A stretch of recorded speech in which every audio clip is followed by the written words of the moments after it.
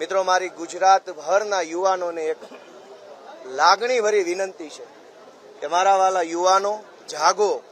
ક્યાં સુધી આપણે ગુજરાતમાં ભાજપના ભય, ભૂખ, ભ્રષ્ટાચાર અને તાનાશાહીના શાસનની ગુલામી ભોગવીશું?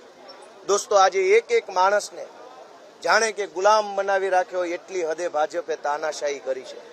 ગામડે ગામડે ભાજપના માણસો ગુંડાઓ જેવું વર્તન કરી રહ્યા છે. હું ગુજરાતભરના યુવાનો પાસે હાથ લંબાવું છું કે હે યુવાનો, આગળ આવો, તમારો આત્મા જગાડો, તમારી અંદર પણ જે તાકાત ભગવાને મૂકી છે એને ઓળખો.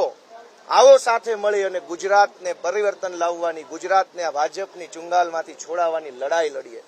મારી સૌને હાથ જોડીને અપીલ છે કે આજથી ગુજરાતની અંદર ક્રાંતિના બીજ રોપાઈ ચૂક્યા છે ને એની અંદર ભગવાને પણ વરસાદ રૂપી આશીર્વાદ મોકલ્યા છે.